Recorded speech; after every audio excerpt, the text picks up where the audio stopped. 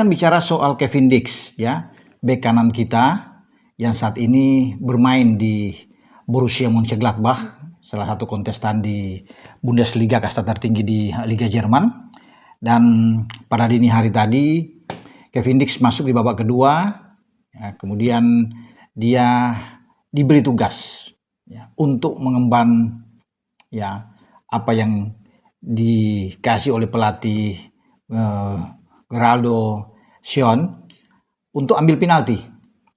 Ya, ini pertandingan antara Gladbach menghadapi Valencia, pertandingan friendly match yang berlangsung di Borussia Park, markasnya Gladbach, dan ini dalam rangka juga perayaan ulang tahun klubnya yang ke-125. Dan di sanalah Kevin Dix yang mengawali langkah dia masuk di babak kedua, dan yang paling istimewa adalah dia mencetak gol kedua lewat titik putih. Setelah Robin Hack mencetak gol di menit ke-17 dan akhirnya skor 1-0 itu bertahan hingga turun minum, dan di babak kedua 6 menit setelah itu pemain Wayne Moya dijatuhkan di kotak penalti dan Kevin Dix yang maju.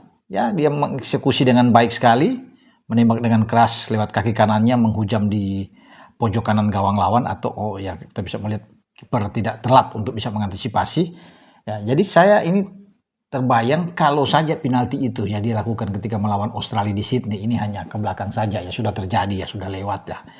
Mungkin agak lain ya pertandingan itu, karena kita kan dapat penalti di menit-menit awal lawan Australia, dan Kevin Dix mengarahkan bola ke atas, kena tiang. Ya, Australia dikawal oleh penjaga gawang Matt Ryan saat itu.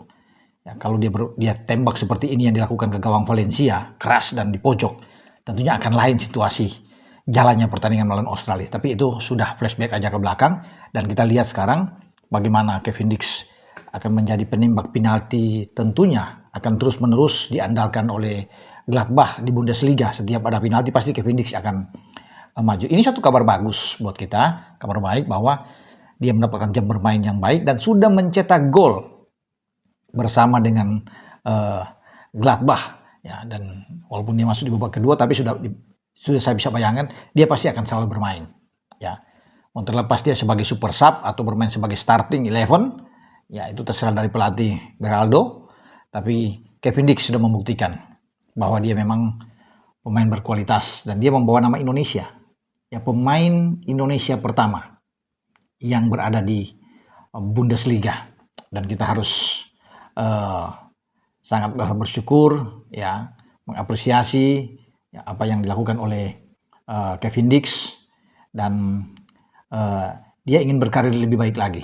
Jadi dia pindah ke kasta yang lebih bagus dari Liga Denmark, ya, bersama dengan FC Copenhagen, sekarang di Gladbach. Semoga Gladbach ini bisa memberikan kejutan-kejutan dalam persaingan di Bundesliga yang sangat ketat, karena kita tahu bersama di Bundesliga itu dirajai oleh Bayern Munchen. Di sana klub-klub papan atas ada Borussia Dortmund, ya, ada Bayer Leverkusen, VfB Stuttgart, RB Leipzig, ada Eintracht Frankfurt. Itu tim-tim yang selalu ada di atas dan harus bersaing dengan Gladbach. Semoga Gladbach baik-baik saja bersama dengan Kevin Dix, dan ini modal bagus. Kevin Dix, ya, kiranya dia juga tidak mengalami masalah cedera menjelang kita akan tampil di FIFA Matchday menghadapi Kuwait dan menghadapi Lebanon pada bulan September di antara tanggal 1 sampai 9 itu. Sebelum pada Oktober nanti kita akan terjun di putaran keempat pra-Piala Zona Asia melawan Arab Saudi di Jeddah, ya, karena tanggal 8 itu adalah jadwal kita lawan Arab. Sebelum tanggal 11 kita ketemu dengan Irak.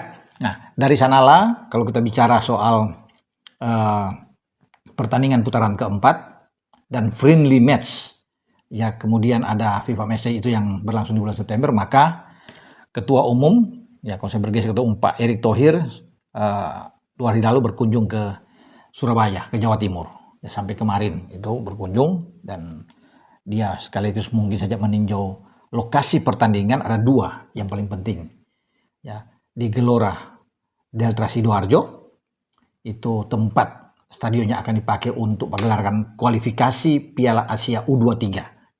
Kita berada di grup J, ya, tim Indonesia, Marcelino dan kawan-kawan, ada Korea Selatan, ada Makau dan Laos. Oke, dari Sidoarjo itu kemudian kita juga di bulan September, di bulan yang sama, di tanggal yang hampir bersamaan aja, Kalau U23 ini untuk kualifikasi Piala Asia akan berlangsung dari tanggal 3 sampai 9 September, teman-teman, ya. Nantinya ada juga FIFA Matchday yang berlangsung di Gelora Bung Tomo di Surabaya.